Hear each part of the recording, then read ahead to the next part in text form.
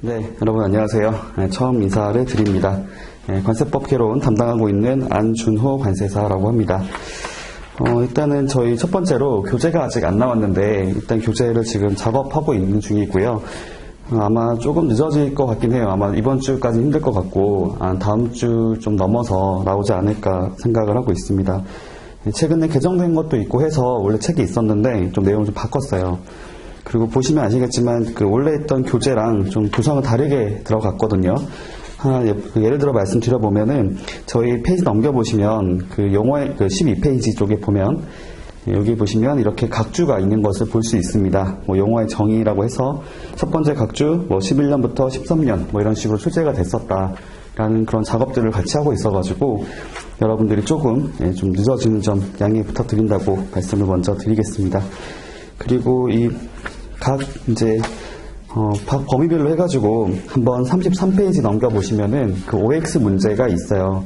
이런 식으로 구성을 다르게 해봤습니다. 여러분들이 아무래도 1차 시험 같은 경우에는 객관식으로 치러지는 시험이다 보니까 이런 식으로 OX로 준비를 하는 것이 굉장히 효과적이다라고 생각이 듭니다. 그래서 이런 것들을 체크하시면 좋을 것 같고요. 바로 수업을 진행하도록 하겠습니다.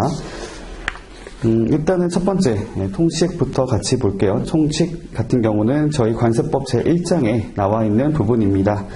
관세법 제1장에 가서 보면 일단 관세법에 대해서 일단 크게 어떻게 구성이 되어 있는지를 생각해 보시면 좋을 것 같습니다. 관세법이라 하는 것은 일단 법률이긴 한데 이게 어떤 것을 규정을 하는 것인지 생각을 해보니까 일단 첫 번째로는 관세를 부과하는 목적을 가지고 있습니다. 관세를 부과하고 이제 징수까지 들어가는 거겠죠.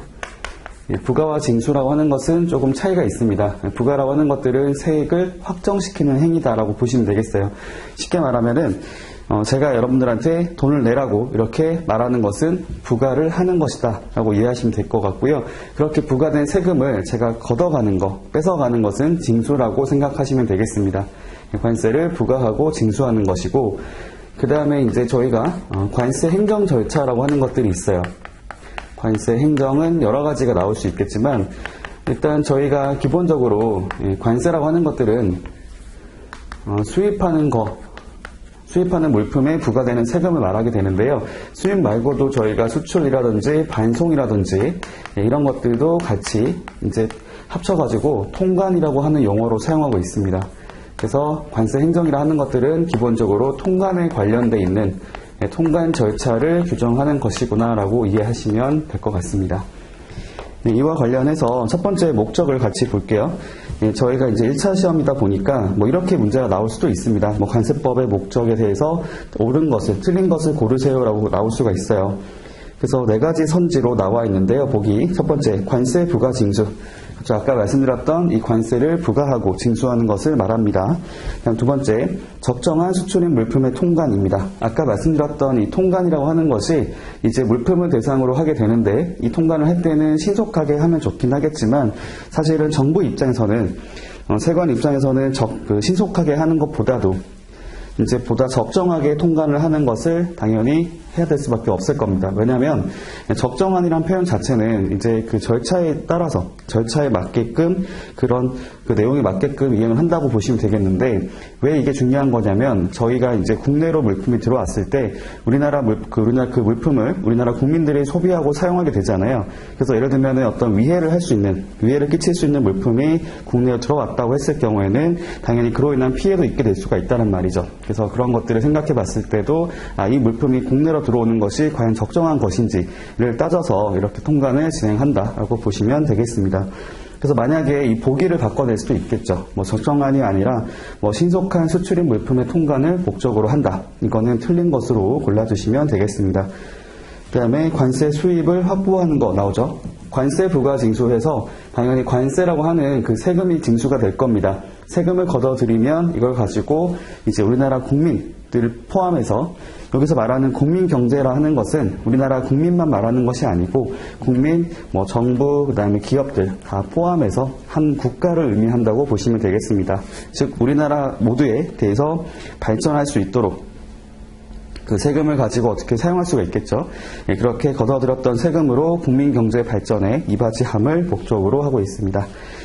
사실은 목적 같은 경우는 저희 시험에 그렇게 잘 안 나와요. 안 나오기 때문에 그냥 가볍게 보시면 되겠습니다. 여기 밑에 보시면 아무런 표시가 없잖아요. 참고로 먼저 말씀드려보면 나중에 그 밑줄이 그어져 있는 거하고 각주가 있는 것들이 보일 텐데 밑줄이 그어져 있는 것들은 저희 시험에서 틀린 것으로 바꿔서 냈던 적이 있었던 그런 부분들을 체크를 해놓은 겁니다. 일단은 관세법의 목적은 한 번도 나온 적이 없기 때문에 여러분들이 가볍게 보고 넘어가시면 되겠습니다. 자, 두 번째, 용어의 정의를 볼게요. 용어의 정의 같은 경우는 저희 1차 시험에서는 굉장히 자주 나오는 부분 중에 하나라고 보시면 됩니다. 거의 매년 나온다고 이해를 하시면 될 것 같아요. 용어의 정의. 첫 번째, 수입에 대한 정의부터 같이 보도록 하겠습니다. 관세법상 수입에 대한 정의는 굉장히 중요하고요. 저희 시험에도 자주 나오는 부분 중에 하나입니다. 수입이라 하는 게 뭘까라고 하는 것에 대해서 말씀을 드려보도록 하겠습니다. 수입이라 하는 것들은 일단 대상과 그 다음에 그 행위를 가지고 생각하시면 될 것 같은데 대상이라고 하는 것들은 그 외국 물품을 말을 하고 있어요. 물품. 그러니까 저희가 쉽게 한번 생각을 해보시면은 수입이라 하는 것들은 외국에서 국내로 물품이 들어오는 것이다 라고 이해를 할 수 있잖아요. 그때 외국에서 국내로 들어오는 물품을 저희가 편의상 쉽게 말하면은 외국 물품이라고 얘기할 수 있겠습니다. 외국 물품을 가지고 국내에서 어떤 행동을 하게 됐을 때 이것은 수입에 해당된다라고 볼 수가 있겠는데요. 크게 두 가지로 구분해서 보시면 되겠습니다. 첫 번째로는 이제 물품을 반입하는 것이라고 얘기를 하고 있어요. 외국 물품을 국내에 반입하는 것. 반입이라 하는 것들은 일단 첫 번째 우리나라라고 표현을 쓰고 있어요. 우리나라에 반입하는 것. 두 번째로는 이제 보세 구역을 경유했을 때는 보세 구역으로부터 반입하는 것 이렇게 나와 있습니다. 일단 여기서 용어에 대해서 말씀드려 볼게요. 보세 구역이라 하는 것들은 기본적으로 저희가 보세라고 하는 것은 이렇게 이해를 하시면 돼요. 관세 부과가 유예된 곳이다. 유예된 것이다. 라고 이해를 하시면 되겠습니다. 보세라고 했을 때는 보세 같은 경우는 크게 두 가지로 얘기를 해볼 수가 있어요. 보세 구역이라고 하는 것이 있고 보세 운송이라고 하는 것이 있습니다. 이 두 가지의 어떤 차이점을 말씀드려보면 구역이라 하는 것들은 장소를 얘기하는 것이고요. 운송이라 하는 것들은 말 그대로 이제 움직이는 것을 말을 하게 되죠. 이거 저희가 다르게 표현을 썼을 때 이 두 가지를 보세 제도라고 하게 되면 여기 위에 나와 있는 것들은 움직이지 않기 때문에 정적인 보세 제도라고 얘기를 하고요. 아래에 있는 것은 움직이기 때문에 동적인 보세 제도라고 얘기를 하기도 합니다. 참고로 말씀드리는 것이고, 자, 어떤 말씀 드리고 싶은 거냐면 보세 구역이라 하는 것은 물품이 이 장소에 들어왔다 하더라도 여기가 국내는 맞죠? 국내 우리나라는 맞긴 하지만 여기 들어왔을 때는 예외적으로 관세 부과를 하지 않는 형태를 말하게 됩니다. 여기 보시는 것처럼 관세 부과를 유예하는 그런 장소다라고 보시면 되겠고요. 그래서 보세 구역에 들어가는 것 자체는 반입이 된다 하더라도 이것은 수입으로 보지 않습니다. 관세법상의 수입으로 보지 않고요. 그러니까 보세 구역에서 이제 국내로 거기서부터 이제 들어왔을 때를 보세 구역으로부터의 반입을 저희가 수입이라고 얘기를 하고 있어요. 보세 구역 자체, 보세 구역에 들어가는 행위 자체는 수입으로 보지 않습니다. 그리고 이제 소비 또는 사용이라고 하는 행동도 나오는데 이거는 이제 두 가지로 구분해 볼 수 있어요. 똑같이 첫 번째로는 여기랑 동일하게 우리나라라고 얘기를 할 수가 있겠고요. 그다음 밑에 있는 것 같은 경우는 우리나라는 아니지만 우리나라로 간주하는 곳이 있습니다. 우리나라의 운송수단 안에서 소비하거나 사용하는 경우에도 저희가 수입이라고 얘기를 하고 있습니다. 자, 그럼 정리를 해보도록 할게요. 여기 위에 보이는 우리나라라고 하는 거하고 밑에 나와 있는 우리나라라고 하는 거하고 동일한 개념일까라고 생각해 봤을 때 같은 개념이 일단 아니라고 보시면 됩니다. 여기서 말하는 둘 다 우리나라라고 하는 것들은 우리나라 어떤 주권이 미치는 지역이다라고 이해를 하시면 돼요. 주권. 그러니까 우리나라 어떤 법에 어떤 그런 뭐라고 할까요? 여러 가지 그런 내용들에 대해서 이렇게 영향을 받는 곳을 말한다고 보시면 되겠습니다. 그래서 두 가지 모두는 그렇다고 볼 수가 있는데, 다만 여기서 위에 봤을 때 보세구역을 따로 여기 분리하고 있기 때문에 여기서 말하는 우리나라는 보세구역에 제외되어 있다라고 보시면 될 것 같아요. 여기는 보세구역에 포함이 되어 있습니다. 이 부분이 차이가 있게 되죠. 그러니까 예를 들어 말씀드려보겠습니다. 아까 위에서 봤을 때 보세구역의 물품을 반입하는 것 자체는 수입으로 보지 않는다라고 얘기를 했었어요. 그렇다면 이 보세구역에서 국내로 물품을 가지고 오진 않았지만 여기서 소비 또는 사용을 하게 됐을 때 과연 이거는 수입으로 볼 수 있는 것이냐라고 하게 되면 이거에 따라서 수입으로 볼 수 있다라고 보시면 되겠습니다. 그런 개념을 얘기를 하는 거고요. 다시 한 번 더 볼게요. 첫 번째, 이제 보세구역으로부터의 반입. 자, 이거는 이 부분을 한번 생각해 보실 필요가 있어요. 여기를 가지고 말씀드려 볼게요. 저희가 이제 일반적인 통관 절차에 대해서 한번 설명을 드려보도록 하겠습니다. 일반적인 수입 통관 절차. 수입 신고 절차라고 보시면 될 것 같고요. 일단은 외국에서 국내로 물품이 들어옵니다. 입항을 하게 돼요. 국내로 들어오게 되면 입항했을 때는 저 행정 절차는 입항 보고라고 하는 걸 하게 되는데 뭐 이건 지금 마실 필요는 없겠고요. 그냥 입항을 하고 나서는 물품이 이제 내리게 되겠죠. 그 장소에 내려서 이것을 창고에 보관하기 전에 물품을 내리는 그런 신고를 하게 됩니다. 하선 신고라고 하는 것을 하게 되고요. 그 다음에 이것을 이제 그쪽에 있는 보세구역으로 물품을 가져다 가요. 갖다 놓는 거죠. 거기 위치하고 있는 창고에 보세구역에 반입이라고 하는 것을 하게 됩니다. 반입도 신고 대상이고, 반입을 하고 나서는 이제 수입 신고라고 하는 것을 할 수가 있게 돼요. 아까 말씀드렸던 것이 보세구역에 반입하는 것은 수입이 아니라고 했었잖아요. 그래서 보세구역에서 보세구역에 반입된 물품을 국내로 갖고 들어올 거라면 들어오는 행위 자체가 수입이기 때문에 그 전에 세관에다가 수입 신고를 먼저 해야 됩니다. 수입 신고를 하고 나서는 세관에서는 이제 심사라는 과정을 거치게 될 거예요.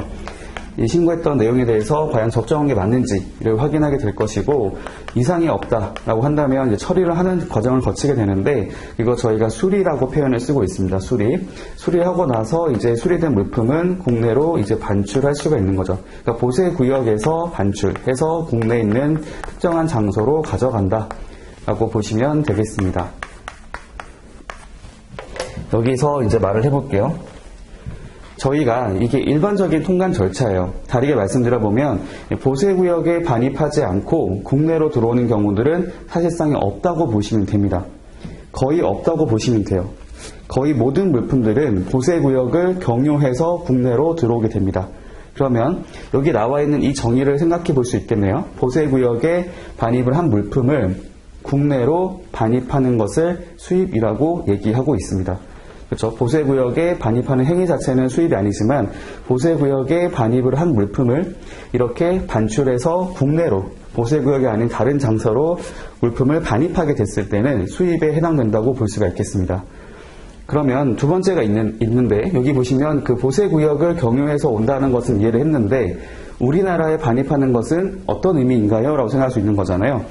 아까 제가 말씀드리기를 여기 우리나라라고 하는 것들은 보세구역을 제외한다고 했기 때문에 사실상의 보세구역을 경유하지 않고 국내로 들어오는 행위를 말하는데 이런 경우는 한 가지가 딱 떠오르게 됩니다. 밀수라고 하는 것을 생각하시면 되는 거죠. 밀수라고 하는 행위 자체는 우리나라의 어떤 행정 절차, 수입 신고라는 절차를 거치지 않고 바로 물건을 국내로 반입해 오는 것을 말합니다. 당연한 얘기겠지만 밀수할 물품을 보세구역에 갖다 놓지 않을 거예요. 왜냐하면 보세구역 자체는 세관에서 관리가 되는 장소이기 때문에 거기에 갔다고 하게 되면 들어갈 때부터 세관에 신고를 해야 되고 거기서 어떤 행동을 하게 됐을 때 모든 절차에 대해서 세관에 신고라든지 어떤 여러 가지 행정 절차를 진행하게 되어 있습니다. 당연히 보세구역을 거치지 않고 바로 국내로 갖고 들어오겠죠. 그런 경우 발생했을 때도 이것도 수입으로 봐야지만 나중에 밀수죄가 적용될 수 있겠죠. 밀수입. 그 부분을 생각하시면 되겠습니다. 이 부분들을 정리하면 되겠고요. 두 번째, 소비 또는 사용이 나와 있습니다. 소비 또는 사용 같은 경우에는 일단 국내에서 소비하거나 사용하는 경우를 대상으로 하는데 원래 저희가 관세라고 하는 것들은 이런 것에 대해서 부과되는 세금이라 보시면 돼요. 저희가 이거에 대해서 소비세라고 얘기를 하고 있죠. 관세는 소비세 성격을 가지고 있다. 국내에서 소비될 것이기 때문에 그렇게 소비될 것을 전제로 해서 관세를 부과하는 겁니다.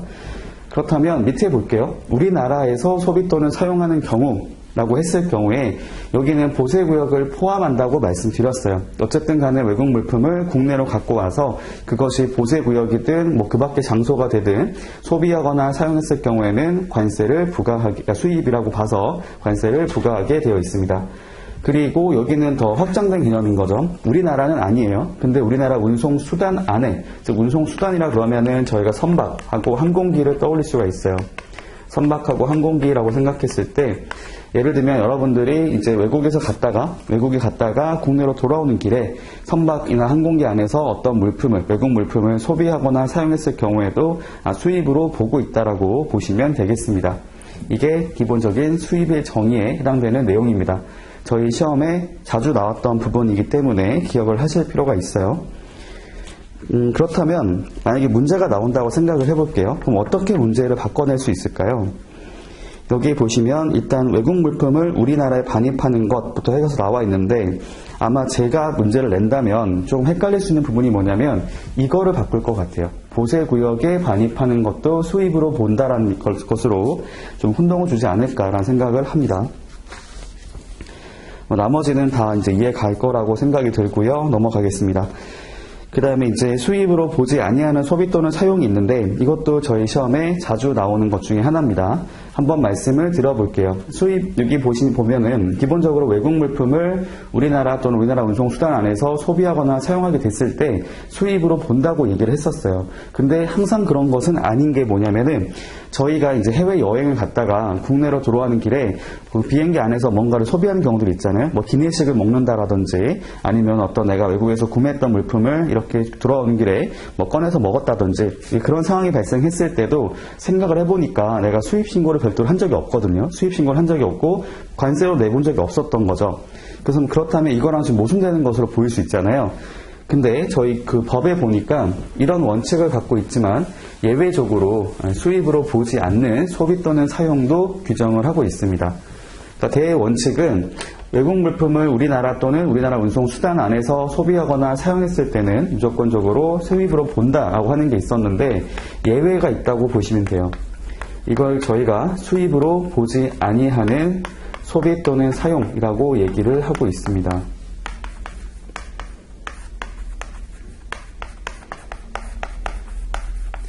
이거는 4가지로 구성이 되어 있는데요. 4가지에 대해서 제가 여러분들의 편의상 어떻게 구분하는 게 편한지에 대해서 말씀드려 볼게요. 첫 번째랑 두 번째가 사실상의 거의 같은 성격의 내용을 갖고 있습니다. 첫 번째와 두 번째는 여러분들이 공통적으로 선박용품, 제가 등이라고 쓸게요. 선박용품, 항공기용품, 차량용품이라고 하는 것이 있어요. 이게 뭐냐면 나중에 뒤에 그 용어 정의가 나오는데 저희가 이런 것들이 있겠죠. 아까 말씀드렸던 것처럼 기내식이라고 했던 것들은 항공기에서 주어지는 음식인 거잖아요.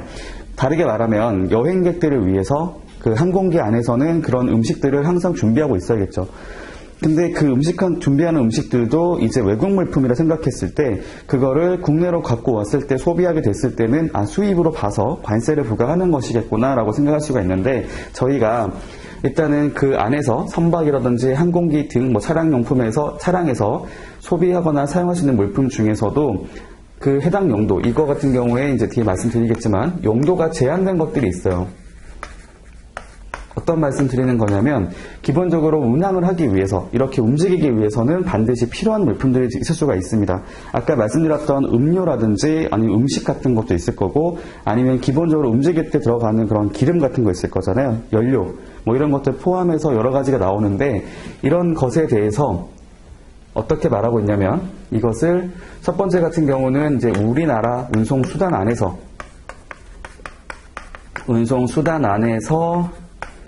소비하거나 사용하는 경우에는 수입으로 보지 않는다. 이게 어떤 말을 의미를 하는 거냐면요. 아까 말씀드렸던 기내식을 먹었다고 생각하시면 됩니다. 기내식은 저희가 항공기 용품에 들어가거든요. 항공기 용품 들어가는데 이거를 국내로 들어오는 길에 우리나라 운송수단 안, 그쵸, 비행기 안에서, 항공기 안에서 그것을 소비하는 거, 즉 기내식을 먹었다라고 했을 경우에 이거는 수입으로 보지 않기 때문에 여러분들이 그것을 했다 하더라도 별도로 수입 신고를 하지 않고요. 관세도 납부하지 않습니다. 이게 첫 번째 내용이 될 것이고, 두 번째가 뭐냐면 똑같이 선박용품 등인데 이제 여기는 장소가 어디냐면요. 세관장이 지정하는 보세구역이라고 하는 장소에서 소비하거나 사용하는 경우예요. 세관장이 지정하는 지정보세구역이라고 하는 곳이 있습니다. 제가 설명을 들어보도록 할게요. 저희가 아까 잠깐 말씀드렸는데 이 보세구역이라고 하는 것들은 관세 부과를 유예해주는 장소를 말하고 있는데요. 보세구역 같은 경우는 그 성격에 따라서 종류가 세 가지로 구분할 수가 있어요. 지정보세구역이라고 하는 것이 있고, 특허보세구역이라고 하는 것이 있고, 종합보세구역이라고 하는 곳이 있습니다. 이 성격이 좀 달라요. 지정보세구역 같은 경우는 그 공익 성격을 갖고 있습니다. 세관에서 관리하는 곳이다, 국가에서 관리하는 곳이다라고 이해하시면 되겠고요. 특허보세구역 같은 경우는 개인이 어떤 영리 추구를 목적으로 하는 장소를 말합니다. 그 다음에 종합보세구역 같은 경우는 외국인 투자 유치를 목적으로 하는 장소를 말을 하고 있고요. 저희가 일상생활에서 한번 생각해 볼게요. 저희 주변에 특허보세구역 중에 하나가 있어요. 면세점이 특허보세구역 중에 하나로 들어가 있습니다. 특허보세구역 중에 안에 보면은 보세 판매장이라고 하는 곳이 있거든요. 보세 화물을 판매하는 장소를 보세 판매장이라고 말을 하는데 이게 바로 면세점을 의미하고 있습니다.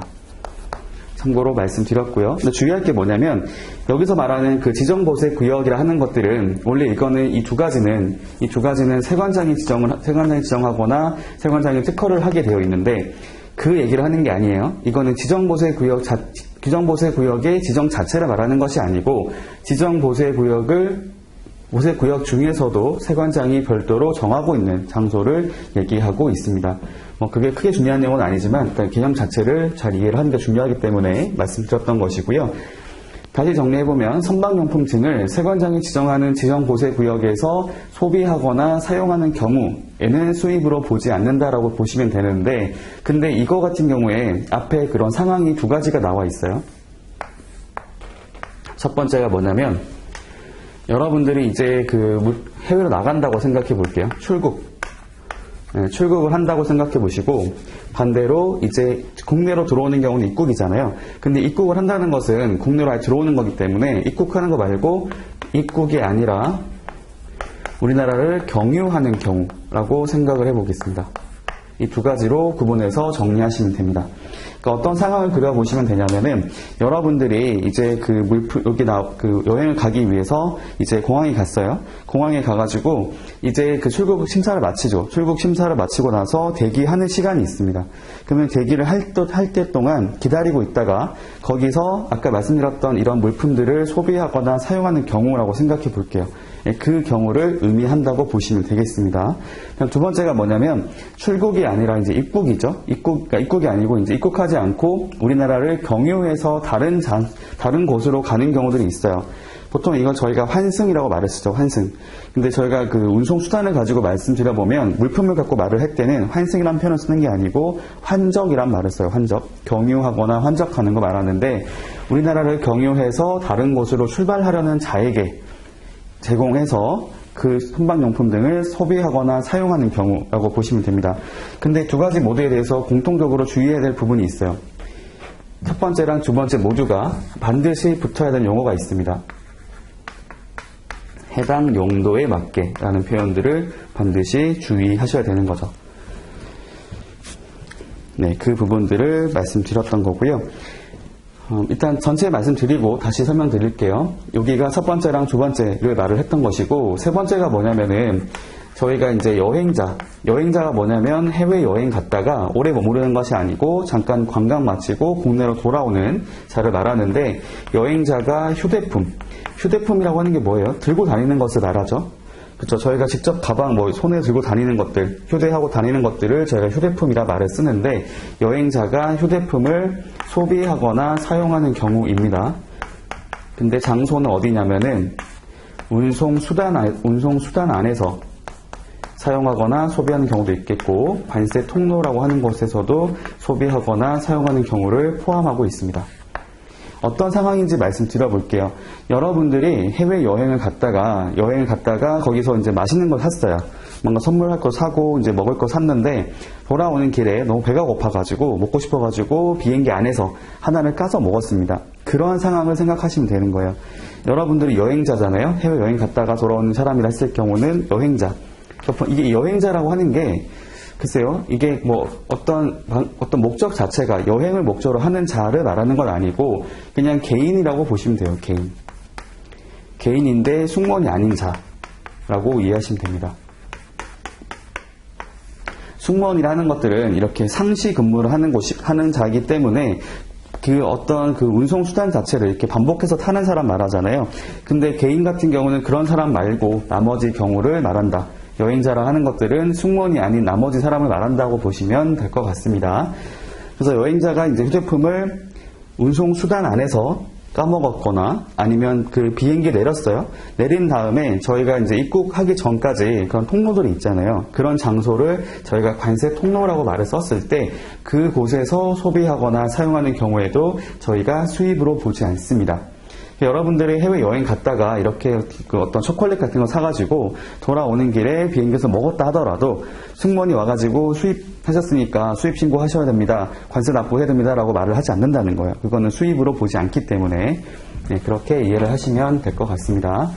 그 다음 네 번째가 뭐냐면 여기 규정되진 않았지만 그 밖에 이제 관세법 상에서 관세법에 따라서 인정되는 경우라고 얘기하고 있는 거죠. 이런 표현은 왜 들어가 있는 걸까요? 인정되는 소비 또는 사용 이렇게 말을 쓰고 있는데 사실은 이 내용은 앞에 있는 것들 중에 이거 말고 나머지 내용 중에서도 경우에 따라서는 적용되는 것들이 나올 수도 있다라는 겁니다. 필요하다면 관세법에서 이제 그런 내용이 필요한 게 있으면 이것을 법을 만들거나 이러면 되겠죠. 개정을 해가지고 해당 내용을 추가를 하거나 그런 것들을 다 통틀어서 말한다고 보시면 될 것 같아요. 관세법에서 인정하고 있는 이거는 소비 또는 사용하더라도 수입으로 보지 않는다라고 정해놓은 게 있으면 그 내용을 적용한다라고 보시면 되겠습니다. 이게 바로 수입으로 보지 아니하는 소비 또는 사용이라고 하는 것이고요. 저희 그것은 그 교재를 보면서 정리를 한번 해보도록 하겠습니다. 이거는 관세법 239조에 나와 있는 부분이고요. 한번 읽어볼게요. 외국 물품의 소비나 사용이 다음에 어느 하나에 해당하는 경우에는 이를 수입으로 보지 아니한다. 첫 번째, 선박용품, 항공기용품 또는 차량용품을 운송수단 안에서 그 용도에 따라 소비하거나 사용하는 경우입니다. 아까 제가 강조했던 게 뭐냐면은 그 용도에 따라라고 말을 썼어요. 이 표현을 바꿔서 낼 수도 있습니다.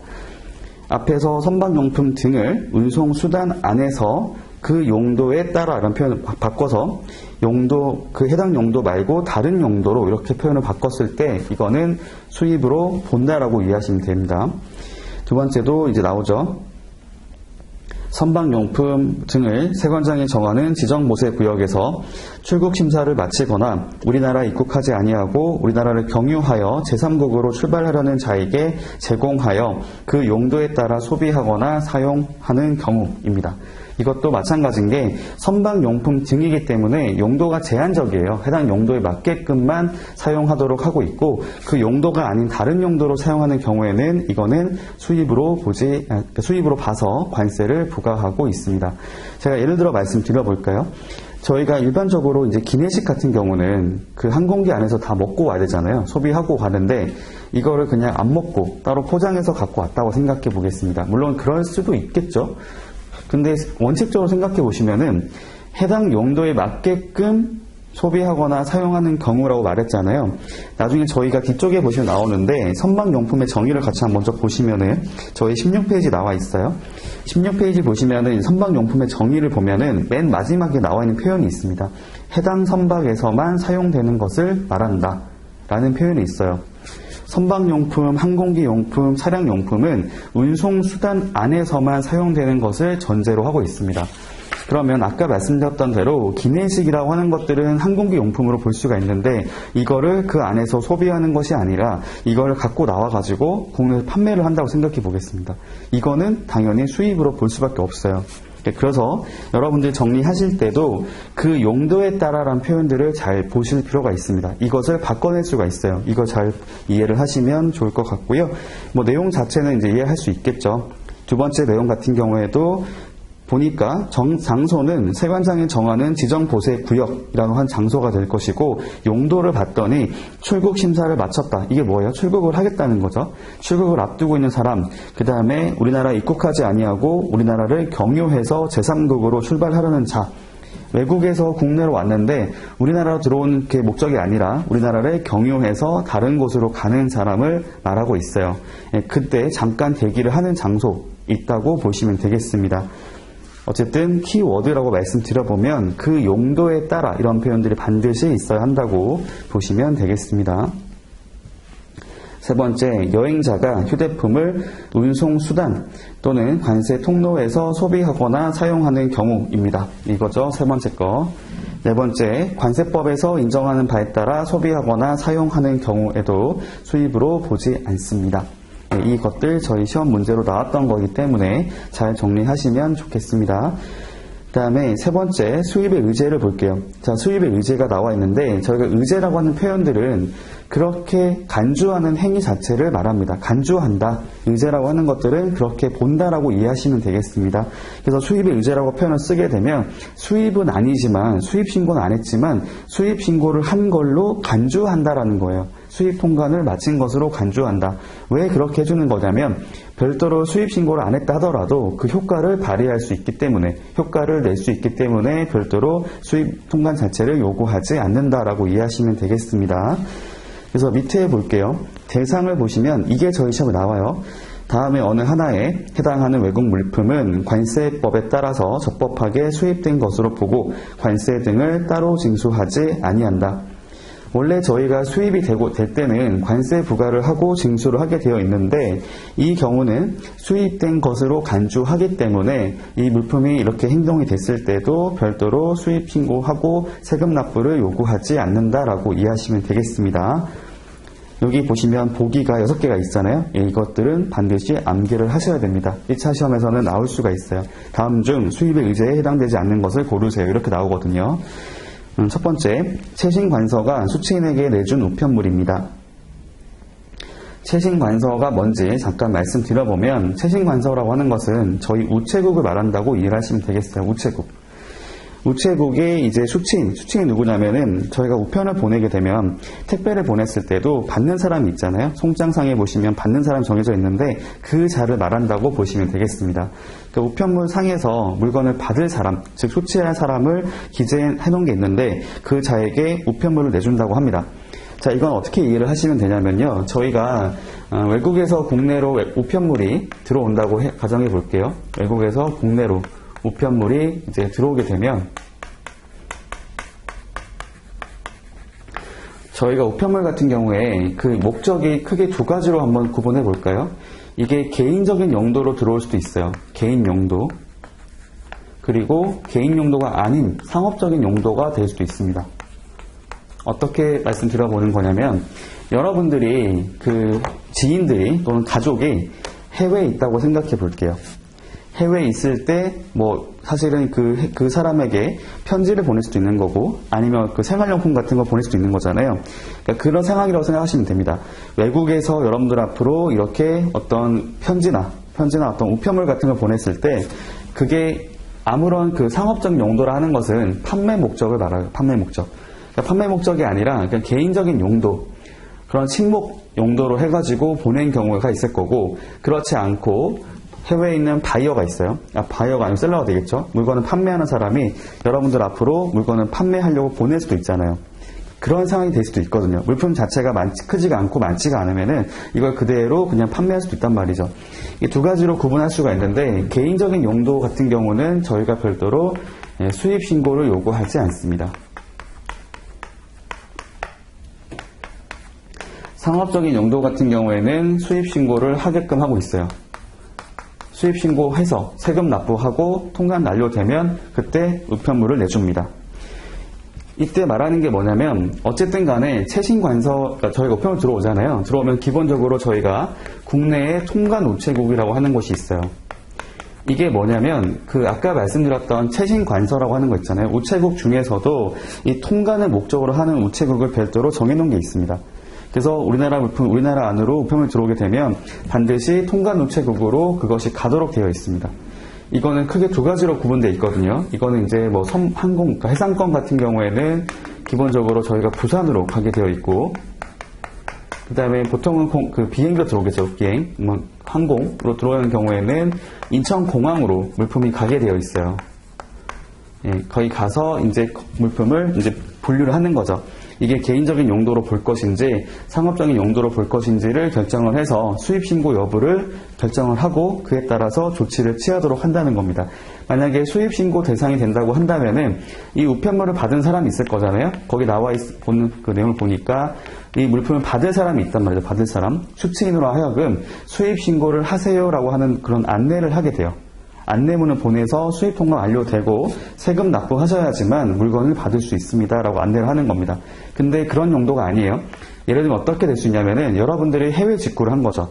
해외 직구를 해서 내가 어떤 필요한 물품들을 사게 됐어요. 몇 개 안 되겠죠. 자가소비용이기 때문에. 그때 들어오는 물품들, 그때도 그 물품의 수량 같은 거 파악해 봤을 때, 물품의 금액이나 파악해 봤을 때, 아, 이거는 자가소비용이구나라고 보여지면 이것도 그냥 여러분들 앞으로 바로 올 수 있습니다. 근데 이렇게 이해하시면 되죠.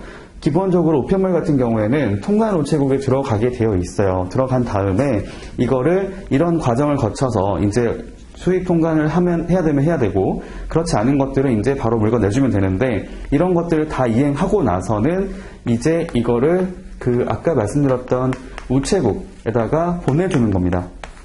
이때 최신관서라고 하는 것은 이 수취인의 주소를 관할하는 곳이 되겠죠. 주소지 관할 최신관서라고 보시면 돼요. 예를 들면 여러분들이 지금 거주하는 장소가 서울이라고 가정해 볼게요. 서울의 특정 어떤 동네에 있어요. 처음에 인천공항으로 우편물이 들어왔다가 근데 이게 그 개인적인 용도였던 거죠. 자가소비 용도였기 때문에 별도로 수입 신고를 하라고 얘기하지 않고 이 물품을 바로 여기 여러분들이 거주하고 계시는, 여기가 학원이 종로니까 뭐 종로에 거주하고 계신다고 한다면 여러분들이 거주하고 계시는 장소에 있는 최신관서 쪽에다가 우편물을 보내는 겁니다. 보내가지고 여기서 이제 배송을 하는 거죠. 여러분들 앞으로. 여러분들이 받는 것은 우체국에서 택배 왔다고 보내주고 가는 걸 봤을 거예요. 예, 그런 형태라고 보시면 됩니다. 그래서 여기서 말하는 그 얘기는 이거예요. 이거 최신관서가 수취인에게 내준 우편물 같은 경우는 수입 통관을 하지 않았다 하더라도 그거랑 관계없이 수입 신고된 걸로 간주된다라는 거죠. 원래는 기본 원칙은 국내에 물품이 수입이 되면은 다 관세를 납부해야 돼요. 기본적으로는. 근데 여러분들이 이렇잖아요. 개인적인 용도로 받았어요. 예를 들면 해외에 있는 지인이 있는데 여러분들한테 편지를 쓴 겁니다. 요즘엔 편지 목표는 안 보내긴 하지만 편지를 보냈다고 했을 경우에 그걸 받는데 세금 내지는 않을 거란 말이죠. 개인적인 용도로 보기 때문에 그런 상황을 얘기한다고 보시면 되겠습니다. 그 얘기를 한 것이고요. 두 번째, 관세법에 따라 매각된 물품이라고 하는 것이 있어요. 저희가 이제 그 관세법에 보시면은 매각이라고 하는 절차들이 몇 군데 나오는 곳이 있는데 그거를 한번 말씀드려 보도록 하겠습니다. 뭐 간략하게 말씀드려 볼게요. 저희가 그 장치기간이라고 하는 것이 있어요. 장치기간. 장치기간이 뭐냐면 보세구역에 장치할 수 있는 기간을 말합니다. 그러니까 이렇게 보시면 돼요. 사실은 이 물품을 소유하는 자는 그 물품의 화주라고 말을 쓰거든요. 화주. 물품 화자 쓰고 주인이라고 해서 물품의 주인, 화주라고 말을 쓰는데 화주가 이 물품의 주인이잖아요. 그렇다면 당연히 국가에서 이거에 대해서 마음대로 이것을 박탈하면 안 되는 거죠. 그 재산권을 침해하면 안 되잖아요. 근데 어쨌든 국내로 수입이 된다는 것은 이 물품은 어떻게 보면은 관세라고 하는 부분만큼은 우리나라 국가의 소유라고 볼 수도 있어요. 그래서 일단은 물품이 장치할 수 있는 기간이 있는데 보세 상태로 장치할 수 있는 기간이 경과될 때까지 이것에 관련해서 장치하고 나서 보통은 국내 들어오면 수입을 하거나 아니면 수입하지 않을 목적이라면 반송을 한단 말이죠. 돌려보낸단 말이에요. 근데 둘 다 안 하는 겁니다. 장치 기간이 있는데 이게 일정 기간 동안만 장치할 수 있는데 그 기간을 넘어설 때까지 수입 신고를 하는 것도 아니고 반송을 한 것도 아니었다는 거예요. 그럼 세관 입장에서는 이걸 가만히 놔두는 것이 아니고 이 물품에 장치 기간 경과된 물품을 경과된 경우에는 매각을 강제로 할 수 있게 하고 있습니다. 매각을 해버려요. 좀 억울할 수 있겠죠. 여러분들이 화주라고 생각해 보세요. 내가 물품을 보세 구역의 창고에 보관하고 있었는데 갑자기 세관에서 이 물품 강제로 매각하겠다고 날라온 겁니다. 근데 억울할 수 있겠죠. 근데 그런 규정을 갖고 있어요. 저희가 이거 관련해서 혹시 이런 내용 본 적 있으신지 모르겠습니다. 세관 공매라고 하는 표현들을 한번 본 적 있으신지 모르겠는데 저희가 보통 뭐 물건 싸게 사고 비싸게 팔겠다고 했을 경우에 세관 공매를 통해서 물건을 구매하면 싸게 살 수 있다라는 그런 내용이 나오는 게 있을 거예요. 뭐 재테크 목적으로 하는 경우도 있고 이때 이게 뭐냐면 이거죠. 매각을 했을 때 매각되는 물품 자체는 당연히 이게 판매용이 아니었던 거잖아요. 그래서 당연히 시중에 판매되고 있는 물품보다는 저렴하게 이 물품이 매각이 되는 겁니다. 그래서 매각을 할 때 이제 세관 공매를 통해서 매각이 되고 나면은 매각된 대금이 있을 거잖아요. 판매 대금. 매각 대금에서 이제 이 물품이 원래 납부했어야 되는 그런 세금들 있죠. 관세와 뭐 나머지 세금들 이거를 충당을 시켜버려요. 충당이라는 표현이 뭐냐면요. 가져간다고 보시면 됩니다. 그 화주가 원래 정상적으로 수입 신고했을 때는 뭐 10만 원만큼의 세금을 납부할 게 있다고 하면은 전체 판매 대금에서 10만 원만큼을 빼가는 거예요. 가져가는 거죠. 그리고 세금뿐만이 아니라 뭐 이거 말고 나머지 기타 비용도 있겠죠. 매각이라고 하는 것 자체가 공짜가 아니잖아요. 이 매각 절차를 진행하기 위해서 어떤 비용이 들어갔다라고 한다면 그 비용까지 모두 다 더해서 이렇게 가져갑니다. 그리고 남은 잔금을 이제 돌려주는 거죠. 화주한테. 이런 식으로 절차가 진행이 되는데 제가 드리고 싶은 말씀이 뭐냐면 자 수입의 의제라고 하는 것들은 수입신고를 별도 안 했지만 수입신고를 한 걸로 간주하는 거예요. 여기 매각을 할 때 이 매각되는 금액이 있을 거잖아요. 매각 가격이라고 하게 되면 이 가격 안에는 기본적으로 관세 등이 포함이 되어 있습니다. 왜 그런 걸까요? 여기 보시면 이거 있잖아요. 나중에 그 여러 가지 비용하고 세금을 충당하게 될 거기 때문에 이거를 처음부터 포함된 가격으로 판매를 시키는 거예요. 그래서 이게 판매가 이루어졌다, 구매가 됐다고 하게 되면 이 매각 대금에서 이 세금 자체를 충당할 수 있기 때문에 별도로 수입 신고를 할 필요가 없다고 보는 거죠. 그래서 여러분들이 만약에 세관 공매를 통해서 구매를 했다라고 생각해 보시면은 구매한 사람이 별도로 수입 신고를 하는 게 아닙니다. 수입신고 절차를 아예 이행하지 않고요. 그냥 구매를 하고 나면 끝이에요. 받아가지고 그냥 바로 소비하면 됩니다. 국내에서 사용하시면 되거든요. 네, 그렇게 이해를 하시면 되겠어요. 그 다음에 나머지 볼게요.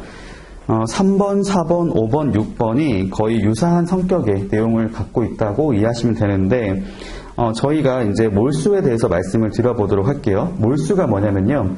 저희가 그 벌칙 규정 중에 하나인데 여러분들한테 이제 범죄에 사용이 되거나 범죄에 제공된 물품이 있다고 한다면 그거에 대해서 그 국가에서 강제적으로 그 소유권을 박탈해 버립니다. 이런 행위를 저희가 몰수라고 얘기를 해요. 몰수. 그래서 관세법에 따라 몰수된 물품이라 하는 것은 그 관세법에 나와 있는 규정을 위반해서 그런 처벌을 받을 사람이 있는데 보통의 경우는 저희가 밀수입을 했을 때 이거에 대한 정황이 확실하게 나와 있어요. 그러면 그 밀수하려는 밀수 물품을 강제로 뺏어갈 수 있어요. 그런 행위를 저희가 몰수라고 얘기를 합니다. 그 다음에 4번 통고처분. 통고처분이 뭐냐면요. 저희가 이제 그런 게 나와요. 원래 원칙은 저희가 이제 징역형, 벌금형 이런 거 하는 것들이 있는데 그렇게 처벌을 받게 할 수도 있지만 통고처분이라는 것들은 그렇게 하는 것이 아니고 징역형, 벌금형의 그런 행동을 하는 게 아니고 그냥 그거만큼에 대해서 세금, 돈으로 납부하게끔 할 수 있어요. 근데 그렇게 하게 되면 좋은 게 뭐냐면 일단 징역이나 벌금을 따로 하지 않습니다. 그 자체가 확정된 걸로 보기 때문에 확정 판결과 동일한 효력을 보고 있기 때문에 통고처분을 하게 돼서 통고처분에 따라서 내가 그만큼 금액을 납부하게 되면 별도로 아까 말씀드렸던 여러 가지 벌칙 규정을 적용받지 않는 거예요. 그러니까 한마디로 말하면 통치는 거죠. 통고처분으로 이렇게 대체가 되는 겁니다. 그래서 그런 내용들 통고 처분을 할 때 뭐 기본적으로 돈으로 내는 거긴 하지만 통고 처분을 물품으로 하는 경우도 있거든요. 그래서 여기 보시면 통고 처분으로 납부된 물품이라고 써 있는 거잖아요. 그 다음에 5번 같은 경우는 국고기속이라고 나와 있습니다. 그러니까 국고기속 같은 경우는 세관, 그러니까 여기 보시면 세관에서 그 소유권 자체를 아예 가져간 것이죠. 보통 어떻게 되냐면요. 저희가 몰수를 하거나 하는 물품들이 있으면 또 여기 보시는 것처럼 장치견 경과된 물품이 있으면 보통은 매각이라고 하는 처분을 하게 돼요. 매각 처분을 해서 이제 국내에서 이 물품을 가지고 이렇게 뭐 판매해서 가져가게 할 수 있는데, 근데 그런 경우도 있죠. 매각을 하려고 했는데, 매각이 안 되는 거예요.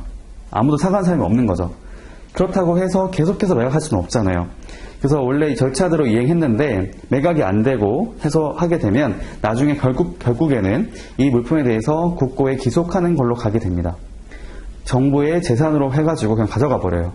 그렇게 가져간 것들도 이제 수입의 의제로 보고 있고요.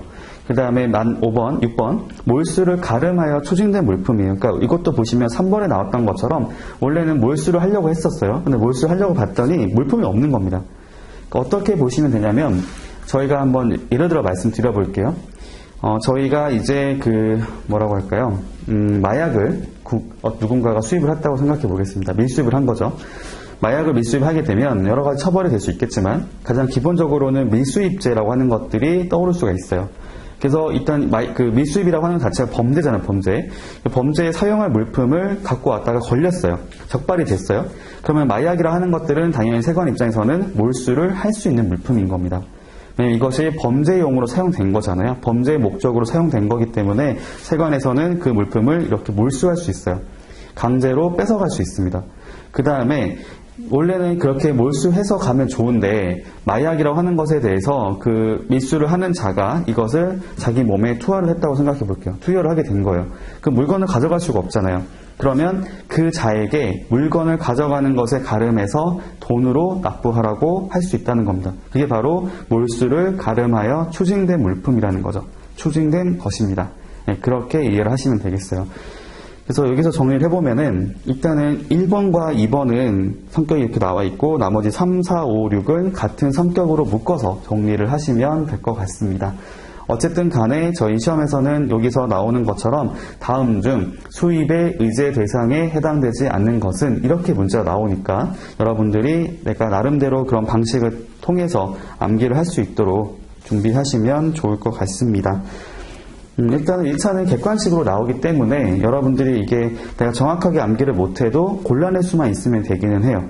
객관식 보기를 보고 이거 해당 안 되는 거지 라고 고를 수 있으면 되는데 헷갈릴 수도 있거든요. 한번 예를 들어 말씀드려 볼까요? 저희가 여기 표현 나와 있진 않지만 압수라고 하는 것도 나올 수 있어요. 압수. 압수라는 개념도 알고 계셔야 좀 헷갈리지 않을 것 같습니다. 여기까지만 말씀드리고 잠깐 쉴게요. 압수라고 하는 거하고 몰수라고 하는 거하고 어떻게 다른 건지 잠깐 말씀드려 볼게요. 몰수는 아까 제가 말씀드렸죠. 범죄에 사용된 물품을 말한다고 말씀드렸습니다. 몰수를 한다는 것은 이것이 범죄의 도구로 사용된 거기 때문에 강제로 뺏어갈 수 있다는 거예요. 근데 압수가 뭐냐면 사실 이거는 몰수에 해당되는 건 아니에요. 그러니까 지금 이 상황을 이렇게 이해하시면 됩니다. 저희가 압수라고 하는 것들은 이렇게 갈 수 있어요. 압수는 몰수로 갈 수도 있고 아니면 돌려주는 형태로 갈 수도 있습니다. 어떤 개념일까요? 압수는 점유권을 이렇게 뺏어가는 겁니다. 그러니까 세관에서 마음대로 처분하겠다고 하는 것이 아니고 이 물품을 그 범죄자가 이것을 마음대로 그러니까 위반했던 자가 이거를 마음대로 사실 그럴 수 있잖아요. 이 물품을 가지고 빼돌릴 수도 있잖아요. 숨길 수 있는 거잖아요. 그러니까 그렇게 하지 못하도록 그 정부에서 이거를 강제적으로 점유권을 가져가는 거예요. 점유권만 가져가는 것이지 마음대로 처분할 수는 없습니다. 그래서 여기 볼게요. 압수하는 물품 자체의 목적이 뭐냐면 나중에 이 물품이 범죄에 대한 정황을 범죄 입증을 하기 위해서 필요한 수단이 될 수 있거든요.